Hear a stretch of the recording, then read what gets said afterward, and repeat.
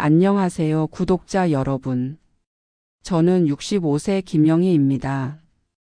오늘 제가 들려드릴 이야기는 30년 세월의 배신과 기적 같은 반전에 관한 것입니다. 이 이야기를 시작하기 전에 여러분께 한 가지 묻고 싶습니다. 여러분은 자신의 모든 것을 바쳐 일군 무언가를 하루아침에 빼앗긴다면 어떤 기분이 들까요? 아마 상상조차 하기 힘드실 겁니다. 그런데 저는 그 끔찍한 일을 실제로 경험했습니다. 30년 전 저는 남편 최상철과 재혼했습니다. 그때 저는 38살, 남편은 45살이었죠. 남편에게는 전처와의 사이에서 낳은 두 아이가 있었습니다. 큰아들 민석은 16, 딸 민주는 13살이었어요. 처음 만났을 때 두 아이는 저를 경계하는 눈빛으로 바라봤습니다. 우리 엄마 자리를 뺏어간 여자라는 시선이었죠. 그래도 저는 이해했습니다. 아직 어린 아이들이 새엄마를 받아들이기란 쉽지 않으니까요. 남편은 작은 분식집 하나를 운영하고 있었습니다. 손님이 그리 많지 않은 골목 안쪽에 자리한 허름한 가게였죠. 하지만 남편의 손맛은 정말 특별했습니다. 특히 떡볶이 양념은 제가 먹어본 것 중 최고였어요. 결혼 후 저는 그 가게에서 남편을 돕기 시작했습니다. 아침 일찍 일어나 재료를 준비하고 밤늦게까지 설거지를 했죠. 힘들었지만 함께 미래를 꿈꾸며 일하는 시간이 행복했습니다. 영희야, 우리 이 가게 크게 키워보자.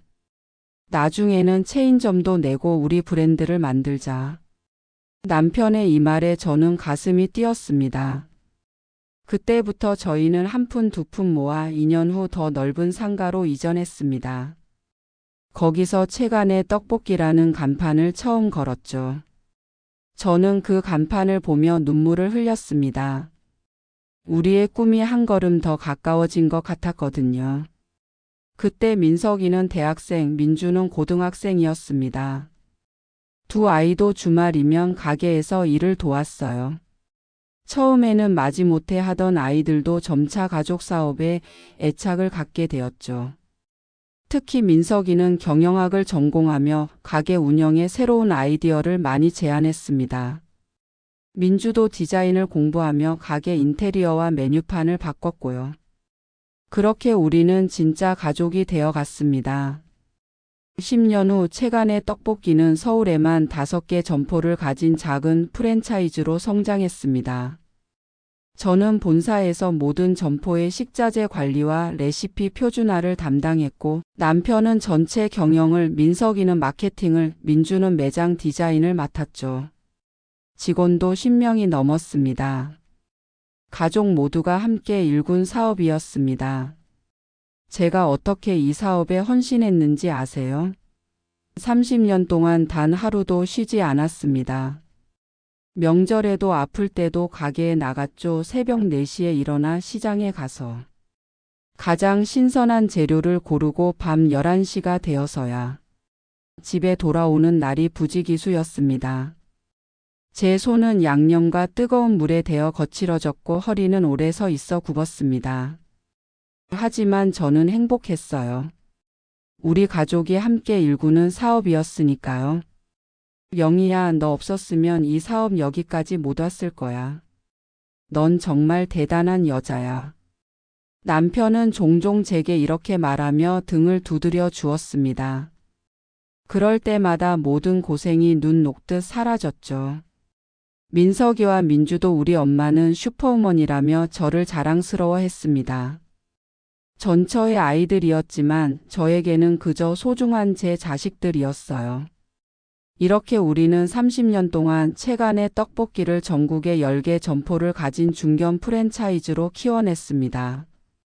연매출 50억의 탄탄한 회사가 되었죠. 민석이는 이사가 되어 경영을, 민주는 마케팅 팀장으로 브랜드 관리를 담당했습니다. 저와 남편은 이제 조금 뒤로 물러나 젊은 세대에게 회사를 맡기려 했습니다. 그때까지만 해도 저희는 행복한 가족이었어요. 적어도 저는 그렇게 믿었습니다. 그러던 6개월 전 남편이 갑작스러운 심장마비로 세상을 떠났습니다. 사무실에서 서류 작업을 하다가 갑자기 가슴을 부여잡고 쓰러졌다고 해요. 제가 병원에 도착했을 때는 이미 숨을 거둔 후였습니다. 30년을 함께한 동반자를 이렇게 갑자기 잃게 될 줄이야. 너무 믿기지 않았어요. 남편의 빈소에는 많은 사람들이 찾아왔습니다. 직원들, 거래처 사장님들, 심지어 저희 가게 단골 손님들까지요. 모두가 남편을 존경했고 저를 위로해 주었습니다. 민석이와 민주도 슬픔에 잠겨 있었지만 장례 절차를 잘 도와주었어요. 그때까지만 해도 저는 이렇게 생각했습니다. 그래도 아이들이 있으니 앞으로도 잘 살아갈 수 있겠구나. 하지만 사람의 마음이란 알 수 없는 것이었습니다. 남편의 장례식이 끝나고 저의 지옥 같은 나날이 시작되었습니다. 30년간 가족으로 지내온 민석이와 민주가 돌변하기 시작한 것이죠. 이제 와서 생각해보면 그들의 마음속 깊은 곳에는 항상 엄마가 아닌 여자로서의 제가 있었나 봅니다. 그리고 남편이 세상을 떠나자 그 감정이 폭발했던 것이겠죠. 남편과 함께 일군 30년의 세월, 그리고 그 후에 벌어진 배신의 이야기. 제가 어떻게 위기를 극복했는지 계속해서 들려드리겠습니다.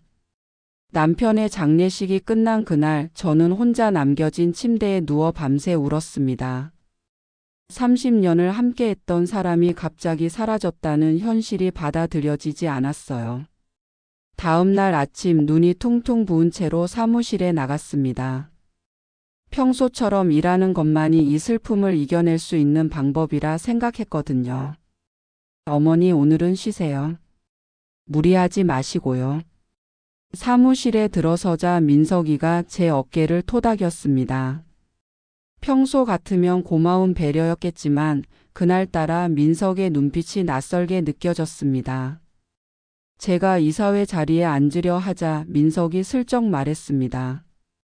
어머니, 오늘은 중요한 회의가 있어서요. 어머니께서는 좀 쉬시는 게 어떨까 싶어서. 그 말에 뭔가 이상함을 느꼈지만 아직 장례식의 충격에서 벗어나지 못한 저는 별 생각 없이 그의 말에 따랐습니다. 그날 저는 사무실 한편에 마련된 남편의 유품을 정리하며 하루를 보냈죠. 30년 세월이 담긴 사진첩을 넘기며 지난 날을 회상했습니다. 엄마, 이제 집에 가세요. 오늘은 제가 마무리할게요. 저녁이 되자 민주가 다가와 말했습니다. 평소 같았으면 같이 저녁 먹자고 했을 딸이 왠지 서두르는 것 같았지만 저는 그저 피곤해 보이는구나 생각했습니다. 이틀 뒤 제가 평소처럼 아침 일찍 회사에 도착했을 때였습니다. 민석과 회계팀장이 무언가 심각한 대화를 나누고 있었어요. 제가 다가가자 둘은 화들짝 놀라며 대화를 중단했죠. 어머니. 일찍 오셨네요. 민석의 목소리에는 당황함이 묻어 있었습니다. 무슨 일 있니? 뭘 그렇게 진지하게 얘기하고 있었어? 제가 물었습니다. 아니에요. 그냥 일상적인 회계 문제요. 민석이 대답했지만 그의 눈은 제 눈을 피했습니다. 그날 오후 30년간 단 한 번도 빠진 적 없었던 주간 사업 보고회의에 저를 부르지 않았습니다. 우연히 회의실 앞을 지나다 발견한 저는 문을 두드렸죠. 죄송해요, 어머니. 어머니께 알려드리는 걸 깜빡했네요. 민석이 미안한 표정을 지었지만 그 뒤에 앉아있던 민주의 눈빛은 차가웠습니다. 저는 자리에 앉았지만 회의 내내 이방인이 된 기분이었어요. 직원들도 저를 보는 눈빛이 달라져 있었습니다. 회의가 끝나고 민석이 발표했습니다. 다음 주부터 회사 조직 개편을 시작하겠습니다. 아버님께서 갑자기 돌아가시는 바람에 우리 회사도 새로운 체제로 전환해야 할 때가 왔습니다. 제가 물었습니다. 조직 개편? 그건 왜 나한테 상의하지 않았니? 민석은 잠시 당황한 듯 했지만 이내 표정을 정리했습니다. 어머니 사실 아버님께서는 생전에 회사 경영권을 저와 민주에게 넘기실 계획이셨어요. 어머니께서는 이제 쉬시라고. 청천벽력 같은 말이었습니다. 남편이 그런 이야기를 한 적이 없었거든요. 오히려 은퇴 후에는 함께 세계 여행을 하자고 했었죠. 그게 무슨 말이니? 아버지가 그런 말씀을 하신 적이 없는데. 제 목소리가 떨렸습니다. 어머님, 죄송하지만 아버님께서 저희에게만 말씀하셨어요. 어머님 마음 상하실까봐. 민주가 끼어들었습니다. 그날 저녁 집에 돌아와 생각해보니 이상한 점이 너무 많았습니다. 남편이 그런 중요한 결정을 저에게 말하지 않았을 리가 없었죠. 30년을 함께한 사업 파트너였는데요. 다음 날 아침 저는 결심했습니다. 회사의 실질적 주인이 누구인지 확실히 해야겠다고요. 사무실에 도착하자 민석이 사무실로 저를 불렀습니다. 어머니 드릴 말씀이 있어요. 민석의 사무실에 들어가자 민주도 이미 와 있었습니다. 두 사람의 표정이 심상치 않았어요. 어머니, 저희가 회사 재무 상태를 점검해 봤는데요. 민석이 말을 꺼냈습니다. 아버님께서 관리하시던 부분에 몇 가지 불명확한 거래가 있어서요. 무슨 뜻이니? 제가 물었습니다. 민주가 차갑게 말했습니다. 어머니 명의로 회사 돈이 빠져나간 흔적이 있어요. 매달 꽤 큰 금액이. 저는 그 순간 얼굴이 하얘졌습니다. 그게 무슨 소리니? 그런 적 없어. 증거가 있어요, 어머니. 민석이 서류 한 장을 내밀었습니다. 제 명의의 계좌로 매달 500만 원씩 입금된 내역이었어요. 하지만 그건 남편과 제가 개인 생활비로 합의해 가져가던 금액이었습니다. 이건 아버지와 내가 합의한 생활비야. 불법적인 거래가 아니라고. 제가 설명했습니다. 문제는 이 돈이 회사 장부에 물품 구매비로 기록되어 있다는 거예요. 세금을 속인 거죠. 민주의 말에 저는 할 말을 잃었습니다. 그런 회계 처리는 본 적이 없었거든요. 난 그런 회계 처리를 한 적이 없어. 회계는 늘 아버지가. 말을 끝내기도 전에 민주가 자리에서 벌떡 일어났습니다. 그러니까 이제 아버지 탓하시겠다는 거예요? 돌아가신 분을? 저는 충격에 휩싸였습니다. 제가 어떻게 남편을 탓할 수 있겠어요?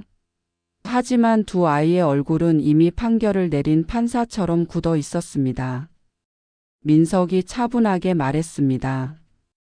어머니, 저희는 어머니를 법적으로 고발하고 싶지 않아요.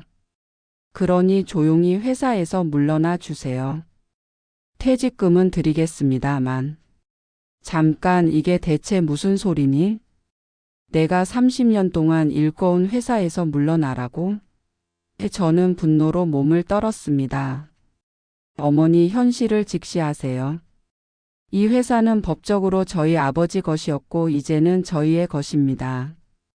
어머니는 단지 직원이셨을 뿐이에요. 민주의 말은 비수처럼 가슴을 파고들었습니다. 그날 이후 회사에서 저의 입지는 급격히 좁아졌습니다. 중요한 서류들은 더 이상 제게 오지 않았고 회의에도 초대받지 못했습니다. 직원들도 저를 피하기 시작했어요. 30년간 함께 일했던 사람들이 갑자기 낯선 사람이 된 것 같았습니다. 그래도 저는 포기하지 않았습니다. 매일 출근해서 할 수 있는 일을 찾아 했어요. 주방에 가서 신메뉴 개발을 돕기도 하고 매장을 돌며 품질 점검을 하기도 했죠. 하지만 민석과 민주는 점점 더 노골적으로 저를 밀어내기 시작했습니다. 어머니, 주방 직원들이 어머니 때문에 불편해해요. 그만 좀 간섭하세요.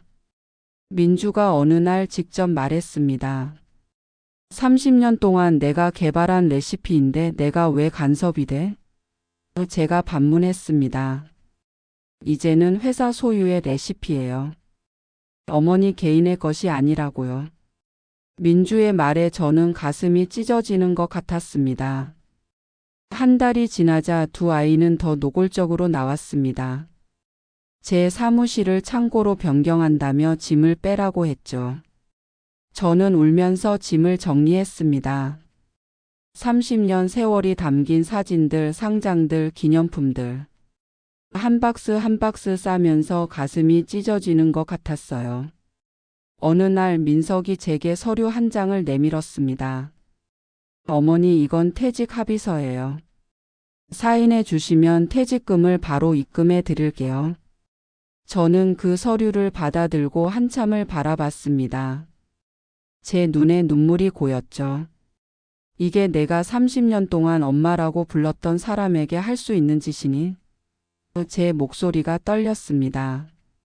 어머니, 이건 사업이에요. 감정적으로 보지 마세요. 민석의 목소리는 냉정했습니다. 저는 서류를 내려놓고 일어섰습니다. 난 사인 안 해. 이 회사는 내가 너희 아버지와 함께 일군 거야. 내 피와 땀이 배어 있는 곳이라고. 그럼 법적으로 해결해야겠네요. 민석의 대답에 저는 사무실을 박차고 나왔습니다. 그날 밤 집에서 저는 오래된 앨범을 펼쳐보았습니다. 처음 가게를 열었을 때 민석이와 민주가 가게 앞에서 환하게 웃고 있는 사진, 첫 분점 오픈 기념식에서 우리 네 식구가 테이프를 자르는 사진, 민석이 대학 졸업식에서 제게 꽃다발을 건네는 사진. 이 모든 순간들이 거짓이었던 걸까요? 저는 울면서 잠이 들었습니다. 다음 날 아침 평소처럼 출근하려고 했습니다. 하지만 그날을 저는 평생 잊지 못할 것입니다. 사무실 문 앞에 서서 열쇠를 넣으려는데 들어가지 않았거든요. 문 잠금 장치가 바뀌어 있었습니다.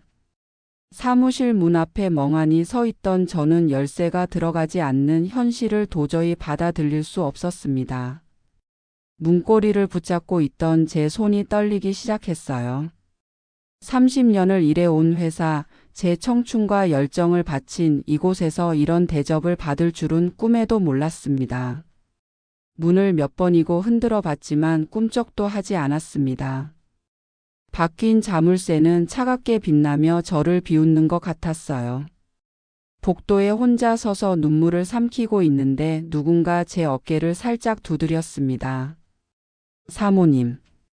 고개를 돌리니 우리 회사에서 20년 넘게 일한 경비원 김 씨였습니다. 남편이 처음 그를 채용했던 날이 생각났어요. 막내 아들이 대학에 갈 때까지만 일하겠다던 그는 이제 은퇴를 앞두고 있었죠. 김 씨. 문이 안 열려요. 제 열쇠가. 김 씨는 주변을 살피더니 낮은 목소리로 말했습니다. 어제 저녁에 바꿨어요. 민석 이사님 지시로요.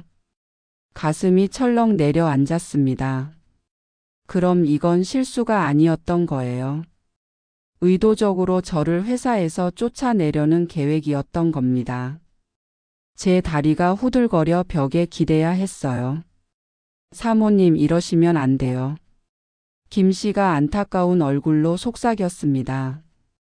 지금 이사님들 회의 중이라 1시간은 안 돌아올 거예요. 제가 안으로 들여보내 드릴게요. 하지만 빨리 필요한 것만 챙기세요. 그의 친절에 울컥했습니다. 김 씨는 직원들 중에서도 민석이와 민주에게 신임을 받고 있었거든요. 그가 이렇게 나서는 것은 자신의 위치를 위험에 빠뜨리는 일이었어요. 괜찮아요. 당신까지 위험해질 순 없어요. 아닙니다, 사모님. 제가 이 회사에 들어왔을 때 아들이 고등학생이었는데 사모님께서 학비까지 보태주셔서 대학 보냈잖아요. 그 은혜를 어떻게 잊겠습니까? 김 씨는 열쇠 꾸러미를 꺼내 재빨리 문을 열었습니다. 저는 그에게 고개를 숙여 감사를 표하고 사무실로 들어섰습니다. 그동안 민석과 민주가 어떤 계획을 세우고 있었는지 알아봐야 했어요. 빈 사무실은 낯설게 느껴졌습니다. 제 책상과 의자는 치워져 있었고 개인 물품들은 박스 몇 개에 대충 담겨 있었어요. 벽에 걸려 있던 사진들, 남편과 함께 찍은 회사 창립 기념사진, 첫 분점 오픈 기념사진. 모두 사라지고 없었습니다. 이럴 수가. 가슴이 찢어지는 듯한 아픔을 느끼며 박스를 뒤졌습니다. 다행히 중요한 개인 물품들은 대부분 있었어요. 그러나 한 가지가 보이지 않았습니다. 제 일기장이었어요. 회사 운영하면서 있었던 일들을 매일 적어온 일기장이었는데 거기엔 회사 운영에 대한 중요한 메모들도 많았거든요. 일기장을 찾던 중 민석의 책상에 쌓인 서류들이 눈에 들어왔습니다. 가장 위에 있던 것은 최간의 떡볶이 조직 개편안이라는 제목의 문서였어요. 호기심에 한 장을 넘겨봤더니 제 이름이 보였습니다. 김영희 퇴직 처리 5월 30일까지 그 아래에는 퇴직금 산정. 최근 5년 평균급여 기준으로 계산이라고 적혀 있었습니다.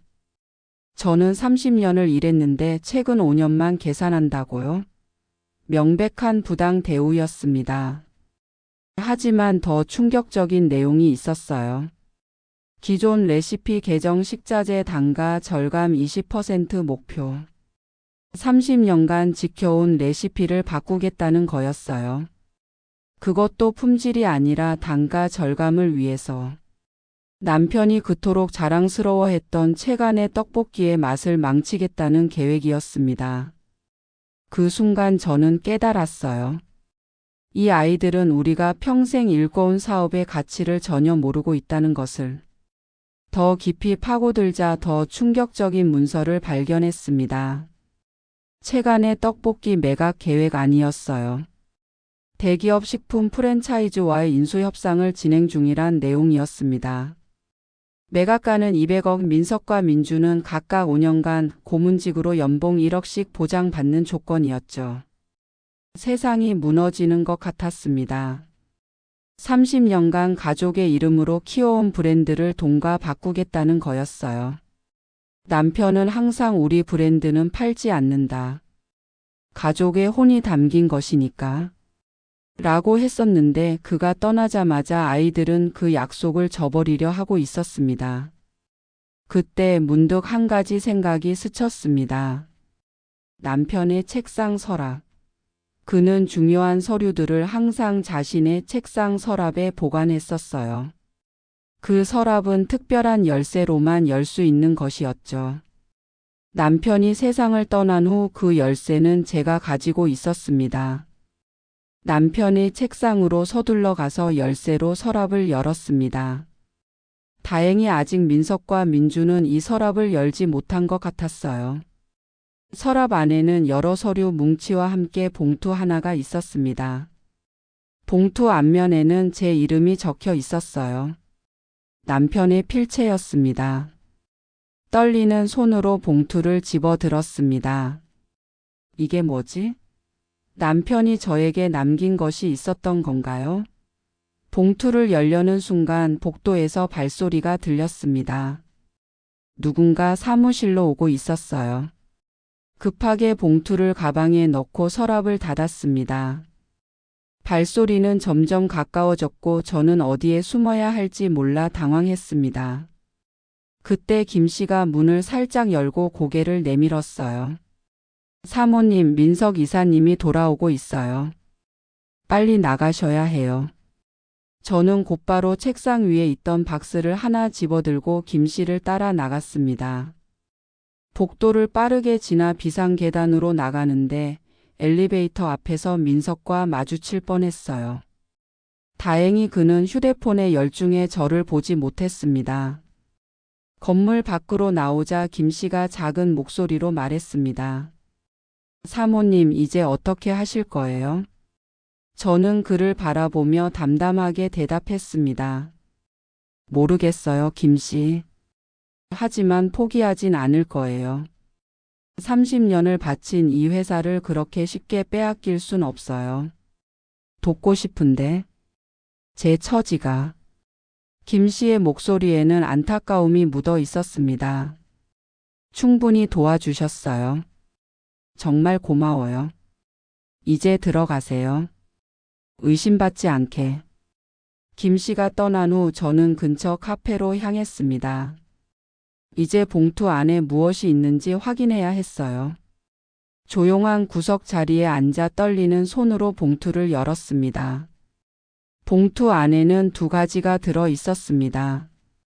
하나는 남편의 자필 편지였고 다른 하나는 까만 표지의 장부였어요.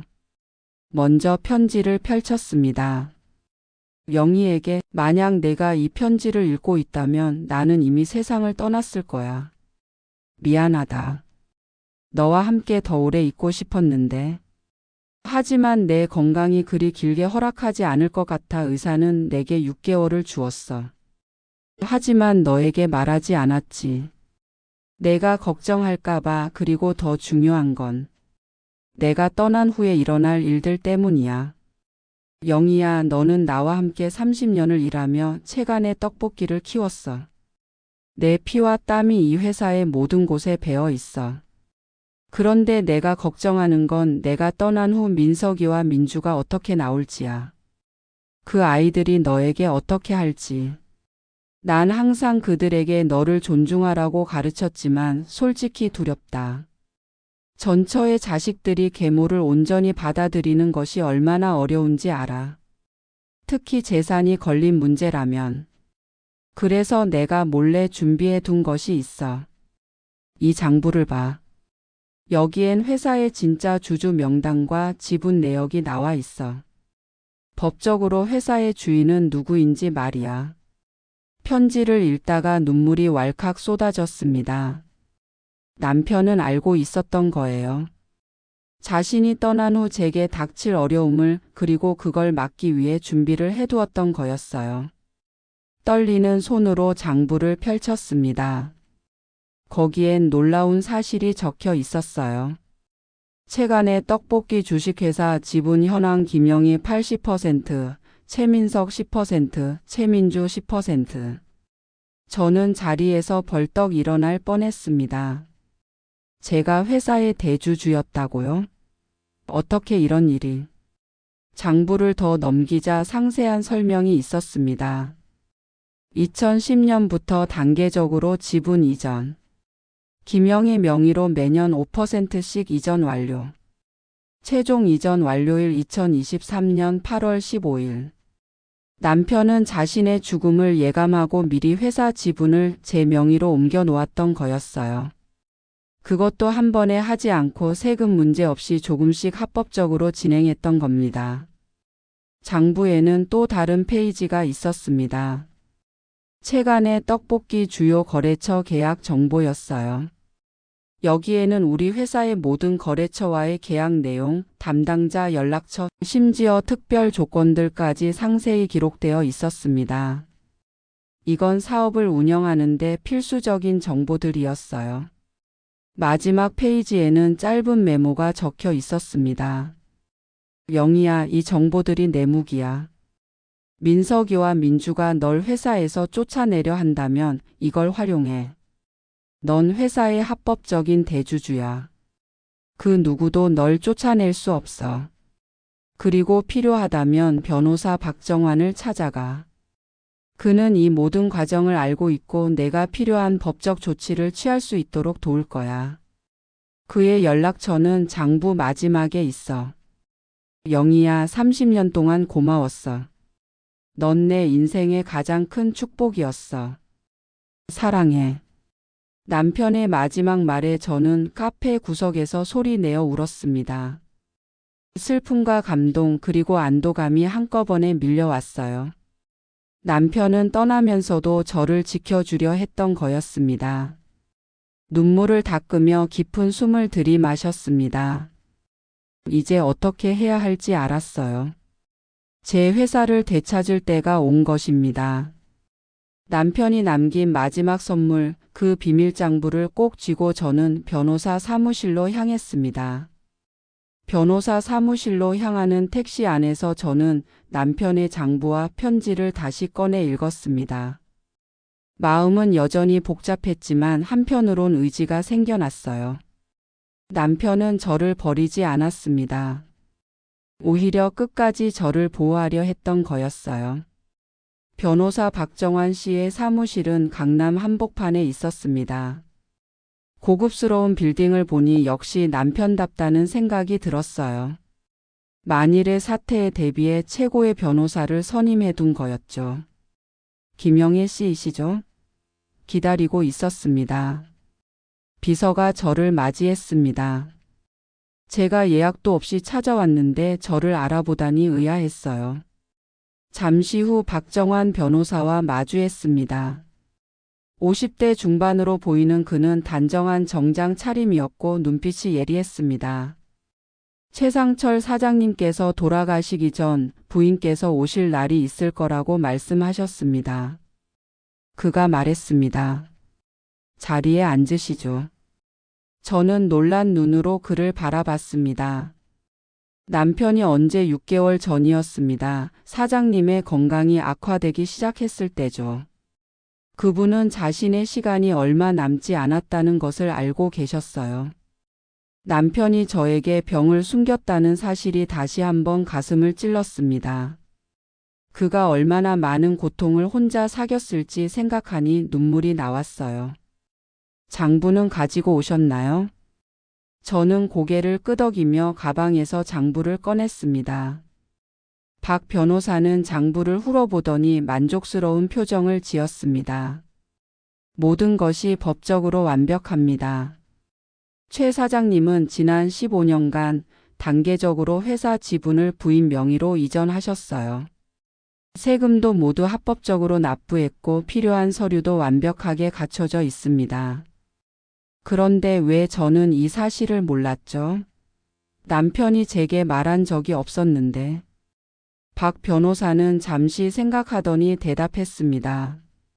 최 사장님의 말씀으로는 부인께서 회사 경영에만 집중하시길 원하셨대요. 법적인 문제로 스트레스 받지 않기를 바라셨죠. 그리고 솔직히 말씀드리자면 이런 재산 이전이 민석 씨와 민주 씨에게 알려지길 원치 않으셨습니다. 그 말을 들으니 남편의 마음이 이해됐습니다. 그는 자신이 살아있는 동안에는 아이들과 제가 평화롭게 지내길 원했던 거예요. 불필요한 갈등을 만들고 싶지 않았던 거죠. 그럼 이제 어떻게 해야 하나요? 아이들이 저를 회사에서 쫓아냈어요. 그것도 문 잠금 장치까지 바꿔가면서요. 박 변호사의 눈빛이 차가워졌습니다. 그건 명백한 불법입니다. 부인께서는 이 회사의 대주주이시고 법적 소유자십니다. 그들은 부인의 허락 없이 그런 조치를 취할 권한이 없어요. 그럼 제가 회사로 돌아갈 수 있나요? 물론입니다. 하지만 지금 당장 돌아가시는 것보다 법적 절차를 통해 정식으로 권리를 주장하는 것이 좋겠습니다. 우선 주주총회를 소집해야 합니다. 박 변호사는 자세한 계획을 설명했습니다. 우선 내일 아침 공증인과 함께 회사를 방문해 제가 대주주임을 공식적으로 밝히고 주주총회 소집을 요구할 거라고 했어요. 그리고 그 자리에서 저의 권리를 되찾을 것이라고 했습니다. 한 가지 더 있습니다. 박 변호사가 서류 가방에서 또 다른 봉투를 꺼냈습니다. 최 사장님께서 부인께 전해달라고 하신 것입니다. 또 다른 봉투? 남편은 대체 얼마나 많은 것을 준비해 둔 걸까요? 떨리는 손으로 봉투를 열었습니다. 안에는 USB 하나와 짧은 메모가 들어 있었어요. 영희에게 이 USB에는 회사의 모든 비밀이 담겨 있다. 민석이와 민주가 회사 자금을 어떻게 개인적으로 유용했는지, 어떤 불법적인 일을 저질렀는지 모두 기록해 두었다. 하지만 이건 최후의 수단으로만 사용하길 바란다. 그들도 우리의 아이들이니까. 상철 메모를 읽자 심장이 빠르게 뛰기 시작했습니다. 제 손에 들린 것은 민석과 민주가 저지른 불법 행위에 대한 증거였어요. 남편은 자신의 자식들의 비리까지 기록해 두었던 겁니다. 이건 저는 말을 잇지 못했습니다. 최 사장님께서 2년 전부터 자녀분들의 행동이 수상하다고 느끼셨습니다. 그래서 회사 자금 흐름을 비밀리에 조사하셨죠. 박 변호사가 설명했습니다. 그 결과 민석 씨와 민주 씨가 회사 자금을 개인 용도로 유용한 증거를 발견하셨어요. 특히 민주 씨는 해외 명품 구매에 회사 법인카드를 사용했고 민석 씨는 주식 투자 실패를 회사 돈으로 메꿨습니다. 충격이었습니다. 제가 그토록 아꼈던 아이들이, 남편이 그토록 사랑했던 자식들이 이런 짓을 했다니요. 남편은 얼마나 큰 상처를 받았을까요?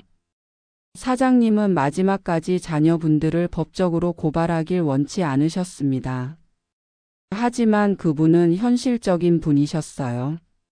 부인께서 필요하다면 사용할 수 있도록 이 증거를 남기신 겁니다.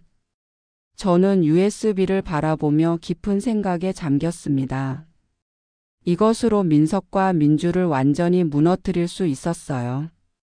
그들은 회사에서 쫓겨날 뿐만 아니라 법적 처벌까지 받을 수도 있었죠. 하지만 그게 제가 원하는 것일까요? 30년 전 제가 처음 그 아이들을 만났을 때가 생각났습니다.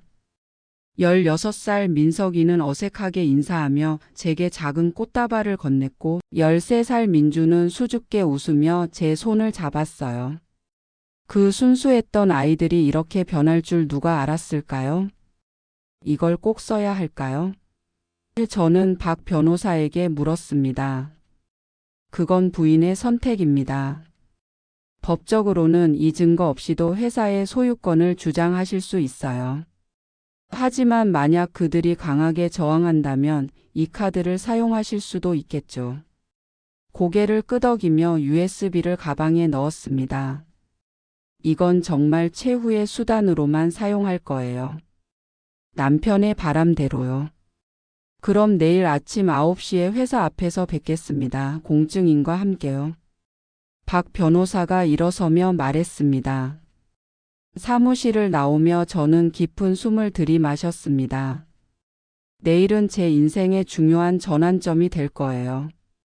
30년간 잃고온 회사를 되찾는 날이 될 테니까요. 그날 밤 저는 남편의 사진을 보며 오랜 시간 생각에 잠겼습니다. 그가 얼마나 현명했는지, 얼마나 성견지명이 있었는지 새삼 느꼈어요. 병을 숨기며 마지막 순간까지 저를 위해 준비했던 그의 사랑이 너무나 감사했습니다. 당신 덕분에 내일 다시 시작할 수 있어요, 여보. 저는 사진 속 남편에게 속삭였습니다. 당신이 준 카드를 어떻게 사용할지, 어떻게 하면 모두가 상처받지 않고 문제를 해결할 수 있을지 밤새 생각해 봤어요. 당신은 어떻게 했을까요? 그때 마치 남편이 대답하는 것처럼 한 생각이 떠올랐습니다. 진실을 마주하되 용서할 준비도 해야 한다. 이것이 남편이 저에게 가르쳐준 가장 중요한 교훈이었어요. 다음 날 아침 저는 단정하게 차려입고 회사로 향했습니다. 박 변호사와 공증인이 이미 회사 앞에서 기다리고 있었어요. 준비되셨나요? 박 변호사가 물었습니다. 네. 저는 단호하게 대답했습니다. 더 이상 두렵지 않았어요. 남편이 남긴 마지막 선물 덕분에 저는 강해질 수 있었으니까요. 회사 로비에 들어서자 직원들이 놀란 눈으로 저를 바라봤습니다. 누군가 재빨리 전화를 걸었고 잠시 후 민석이 당황한 얼굴로 내려왔습니다. 어머니? 이게 다 무슨... 민석의 말은 박 변호사가 내민 서류 앞에서 멈춰버렸습니다. 최민석 씨, 저는 김영희 여사의 변호를 맡은 박정환입니다. 김 여사는 채간의 떡볶이 주식회사의 80% 지분을 소유한 대주주십니다. 즉시 주주총회를 소집해 주시길 요청합니다. 민석의 얼굴이 하얗게 변했습니다. 그의 뒤에서 민주가 달려와 상황을 살폈어요. 무슨 소리예요? 우리 아버지가 회사 대표였고 우리가 상속자인데. 민주가 소리쳤습니다.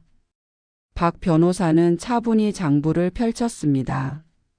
사망하신 최상철 사장님은 생전에 자신의 모든 지분을 부인 김영희 여사에게 합법적으로 이전하셨습니다. 여기 공증된 서류가 있습니다. 두 사람의 얼굴이 굳어졌습니다. 그들은 서로를 바라보며 당황한 기색이 역력했어요. 저는 그 모습을 지켜보며 문득 슬픔이 밀려왔습니다. 이게 우리 가족의 모습이 되어버린 거였나요? 지금 바로 이사실로 올라갑시다. 할 이야기가 많아요. 저는 담담하게 말했습니다. 세 사람은 말없이 제 뒤를 따랐습니다. 이제 제가 이 회사의 진짜 주인임을 그들도 알게 된 것 같았어요. 남편이 남긴 마지막 선물, 그 비밀장부는 저에게 새로운 시작을 선물해 주었습니다. 하지만 진짜 중요한 전투는 이제부터 시작이었어요. 과연 깨어진 가족의 신뢰를 다시 회복할 수 있을까요? 회사 이사실에 올라온 우리 넷은 묘한 분위기 속에 테이블에 마주 앉았습니다. 박 변호사가 체계적으로 서류를 펼치는 동안 민석과 민주는 창백한 얼굴로 서로 눈빛을 교환했습니다. 그들의 표정에서 당혹감과 분노 그리고 두려움이 동시에 느껴졌어요. 자, 이제부터 채간의 떡볶이 주식회사의 비공식 주주총회를 시작하겠습니다. 박 변호사가 말했습니다. 대주주 김영희 여사의 요청에 따라 개최된 이 자리에서 몇 가지 안건을 처리하도록 하겠습니다. 민석이 갑자기 자리에서 벌떡 일어났습니다. 이건 불법입니다. 아버지가 돌아가셨으니 회사는 법적 상속자인 저희에게 넘어와야 하는 거 아닌가요? 박 변호사는 담담하게 대답했습니다. 최 사장님은 이미 생전에 모든 법적 절차를 마치셨습니다. 회사 지분의 대부분은 이미 김영희 여사 명의로 되어 있었죠. 따라서 상속 문제가 발생하지 않습니다. 말도 안 돼요. 민주가 소리쳤습니다. 아버지가 그럴 리가 없어요. 계약서가 위조된 게 분명해요. 그 말에 제 가슴이 아팠습니다. 남편이 자식들을 얼마나 사랑했는데 이런 의심을 받아야 하다니요. 민주야, 저는 부드럽게 말했습니다. 내 아버지는 나와 함께 30년 동안 이 회사를 키웠어. 그는 공정한 사람이었지. 내가 이 회사에 기여한 만큼 인정해 주고자 하셨던 거야. 아니에요. 민주가 눈물을 글썽이며 말했습니다. 아버지가 그런 분이 아니었어요. 어머니가 아버지를 홀려서 이렇게 만든 거잖아요. 그 순간 제 인내심의 끈이 끊어졌습니다. 이렇게까지 모욕을 당할 이유는 없었으니까요. 민주야, 너희 아버지와 내가 어떻게 살아왔는지 내가 정말 알고 있니? 제 목소리가 떨렸습니다. 처음 가게 열었을 때 새벽 4시에 일어나. 시장에 가서 재료 사오고 밤 11시가 넘어서야 집에 돌아오던 그 시절을 내가 기억해. 너희들이 대학 다닐 때 학비 마련하려고 내가 얼마나 고생했는지 알아? 잠시 침묵이 흘렀습니다. 민석과 민주는 제 말에 할 말을 잃은 듯 했어요. 그리고 저는 가방에서 USB를 꺼냈습니다. 이건 너희 아버지가 남긴 또 다른 선물이야. 여기엔 너희들이 회사 자금을 어떻게 빼돌렸는지에 대한 모든 증거가 들어있단다. 두 사람의 얼굴이 하얗게 변했습니다. 특히 민석은 자리에서 일어나 창가로 걸어갔어요. 그의 어깨가 떨리는 것을 보니 우는 것 같았습니다. 저희가. 민주가 더듬거리며 말했습니다. 저는 손을 들어 그녀의 말을 막았습니다. 나는 너희를 고발하려는 게 아니야. 그건 너희 아버지도 원치 않으셨을 거고. 그럼 어머니는 뭘 원하시는 거예요? 민석이 겨우 목소리를 가다듬고 물었습니다. 저는 잠시 생각에 잠겼습니다. 제가 정말 원하는 건 무엇일까요? 복수? 처벌? 아니었어요. 제가 진정으로 원하는 건 나는 우리가 다시 가족이 되길 바래. 제 목소리가 부드러워졌습니다. 너희 아버지가 그토록 사랑했던 이 회사가 우리 가족을 갈라놓는 이유가 되진 않았으면 해. 나는 이 회사의 대주주로서 너희에게 다시 한번 기회를 주고 싶어. 민석과 민주는 놀란 눈으로 저를 바라봤습니다. 그들은 아마 제가 자신들을 완전히 회사에서 쫓아낼 거라고 예상했던 모양이었어요. 물론 조건이 있어. 저는 단호하게 말했습니다. 첫째, 회사에서 빼돌린 돈을 모두 되돌려 놓을 것. 둘째, 앞으로 이런 일이 절대 재발하지 않도록 내부 감사 시스템을 강화할 것. 셋째, 무엇보다 중요한 건 우리가 다시 서로를 존중하고 신뢰하는 가족이 되기 위해 함께 노력할 것. 민석이 고개를 들었습니다. 그의 눈에는 눈물이 고여 있었어요. 어머니, 정말 죄송합니다. 저희가 너무 어리석었어요. 맞아요, 어머니. 민주도 훌쩍이며 말했습니다. 우리가 어떻게 그럴 수 있었는지. 아버지가 돌아가시고 나서 저희가 미쳤던 것 같아요. 눈이 멀어서. 박 변호사는 상황이 감정적으로 흐르자 자리에서 일어났습니다. 잠시 밖에서 기다리겠습니다. 가족 간의 대화가 필요해 보이는군요. 그가 나가자 방 안에는 우리 셋만 남았습니다. 긴 침묵이 흐른 후 민석이 입을 열었습니다. 어머니, 사실을 말씀드릴게요. 저희가 회사 자금을 개인적으로 사용한 것은 사실입니다. 민주는 해외 명품을 샀고 저는 주식에 투자했다가 큰 손실을 봤어요. 그걸 메우려고 더 많은 회사 돈을 썼고. 오빠. 민주가 소리쳤습니다. 아니, 민주야. 이제 모든 걸 털어놓아야 해. 민석이 동생을 진정시켰습니다. 어머니, 정말 죄송합니다. 아버지께서 돌아가시고 나서 저희가 갑자기 큰 유산을 물려받게 되자 욕심이 생겼어요. 그리고 솔직히 말하면 어머니가 이 회사에 합법적인 권리가 있다고 생각하지 않았습니다. 왜? 저는 고통스럽게 물었습니다. 어머니는 우리 친엄마가 아니잖아요. 민주가 말했습니다. 어머니가 저희를 키우는데 도움을 주셨지만 이 회사는 우리 아버지의 것이었고 우리는 그의 피를 이어받은 자식들이니까. 그 말에 제 심장이 찢어지는 듯 했습니다. 30년이란 세월도 저를 완전히 그들의 엄마로 만들어주지 못했던 거였군요. 그래서 나를 밀어내려 했던 거구나. 제가 나지막이 말했습니다. 민석이 고개를 숙였습니다. 네. 하지만 이제 생각해보니 우리가 얼마나 어리석었는지 모르겠어요. 어머니께서 이 회사에 쏟아부은 정성과 노력을 우리는 그저 혈연이라는 이유만으로 모든 것을 차지하려 했어요. 오빠 말이 맞아요. 민주가 눈물을 훔치며 말했습니다. 우리는 철없는 자식들이었어요.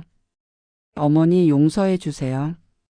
그 순간 제 마음 한 구석에서 따뜻한 감정이 일어났습니다. 그들이 저지른 일은 용서하기 어려운 것이었지만 이렇게 진심으로 잘못을 인정하는 모습을 보니 희망이 보였어요. 너희들 이리 와. 저는 두 팔을 벌렸습니다. 망설임 없이 두 사람이 달려와 제 품에 안겼습니다. 우리 셋은 오랜 시간 말없이 서로를 안고 울었어요. 30년의 세월 그리고 남편의 죽음 이후 벌어진 모든 일들이 이 포옹 속에 녹아들었습니다. 이제 우리 새로 시작하자. 저는 두 사람의 등을 토닥이며 말했습니다. 너희 아버지가 그토록 사랑했던 채간의 떡볶이를 우리 셋이 함께 더 크게, 더 좋게 만들어보자. 각자의 장점을 살려서 말이야. 그날 이후 우리 회사에는 큰 변화가 일어났습니다. 저는 공식적으로 대표이사가 되었고 민석은 운영 총괄, 민주는 마케팅 담당으로 새롭게 역할을 나눴어요. 무엇보다 중요한 건 우리가 서로를 존중하는 법을 다시 배우기 시작했다는 것입니다. 물론 처음엔 어색했어요. 직원들도 상황이 갑자기 바뀐 것에 적응하느라 힘들어했고 거래처들도 혼란스러워했죠. 하지만 우리 셋이 한 마음으로 뭉치니 점차 안정을 찾아갔습니다. 특히 기억에 남는 건 남편의 일주기 추모식 날이었어요. 우리는 모든 직원과 함께 남편이 처음 가게를 열었던 그 골목을 찾아갔습니다. 그곳엔 이미 다른 가게가 들어서 있었지만 우리에겐 여전히 특별한 장소였죠. 여러분, 제가 직원들 앞에서 말했습니다. 이곳이 채간의 떡볶이가 시작된 자리입니다. 30년 전 남편과 저는 작은 꿈 하나로 이 가게를 열었어요. 그리고 오늘 우리는 전국에 15개 매장을 가진 기업이 되었습니다. 민석이 앞으로 나섰습니다. 아버지께서는 항상 말씀하셨어요. 음식에는 정성을 담아야 한다고. 그 가르침을 우리는 절대 잊지 않을 것입니다. 그리고 민주가 보태었습니다. 우리는 앞으로도 채간의 떡볶이의 가족 정신을 이어갈 것을 약속드립니다. 어머니가 우리에게 가르쳐 주신 것처럼요. 그 말에 저는 눈물을 흘렸습니다. 드디어 우리는 진정한 가족이 되어가고 있었어요. 남편이 남겨준 마지막 선물 덕분에 우리는 갈등을 넘어 더 강한 유대감을 형성할 수 있었습니다. 지금 그날로부터 1년이 지난 오늘 채간의 떡볶이는 더욱 번창하고 있습니다. 민석의 새로운 경영 전략과 민주의 참신한 마케팅 덕분에 매출은 30% 증가했어요. 물론 제가 고집스럽게 지켜낸 맛의 비결도 큰 역할을 했고요. 무엇보다 기쁜 건 우리가 진정한 가족으로 다시 태어났다는 것입니다. 매주 일요일 저녁 우리 셋은 제 집에 모여 함께 식사를 하고 한 주의 일들을 나눕니다. 때로는 과거의 아픔에 대해 이야기하기도 하고 미래의 계획을 세우기도 하죠. 얼마 전에는 민석이 여자친구를 소개했고 민주도 진지한 만남을 시작했어요. 그들은 이제 점점 자신만의 가정을 꾸려갈 준비를 하고 있습니다. 저는 그런 그들을 보며 남편에게 말합니다. 여보, 우리 아이들이 잘 자라고 있어요. 당신이 그토록 걱정했던 일은 일어나지 않았어요. 당신이 남겨준 선물 덕분에 우리는 더 단단한 가족이 되었답니다. 때로는 위기가 기회가 되기도 합니다. 남편의 죽음, 자식들의 배신, 회사에서 쫓겨날 뻔했던 그 모든 일들이 결국 우리 가족을 더 단단하게 만들어 주었으니까요. 제가 30년간 일궜던 회사와 가족 모두 지켜낼 수 있었던 건 남편의 마지막 선물 덕분이었습니다. 그리고 그 선물은 단순히 지분이나 증거가 아니라 결국 사랑과 신뢰였던 것 같아요. 여러분, 제 이야기가 어떠셨나요? 가족 간의 갈등과 배신, 그리고 화해와 용서의 이야기를 들려드렸습니다. 우리 인생에서 가장 큰 상처를 주는 사람은 가장 가까운 사람인 경우가 많습니다. 하지만 그만큼 깊은 용서와 화해도 가능하지 않을까요? 혹시 여러분 중에도 가족 간의 재산 문제로 갈등을 겪고 계신 분이 계신가요? 아니면 자녀들 사이에서 재산 분배를 어떻게 해야 할지 고민하시는 분이 계신가요? 제 남편처럼 미리 준비하는 것이 중요합니다. 하지만 그보다 더 중요한 것은 서로에 대한 신뢰와 존중, 그리고 진심 어린 대화가 아닐까 싶어요. 세상의 어떤 재산도 가족의 화목함보다 중요하지 않다는 걸 저는 이번 일을 통해 깨달았습니다. 여러분의 이야기도 댓글로 들려주세요. 지금까지의 사연을 읽어드린 저는 송여사입니다. 오늘의 사연은 여기까지입니다. 구독과 좋아요는 영상 제작에 아주 큰 힘이 됩니다.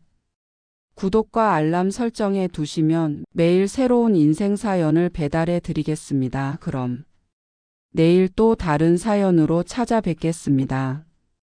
항상 구독자님들께 감사한 마음뿐입니다. 사연 함께 해주셔서 정말 고맙습니다.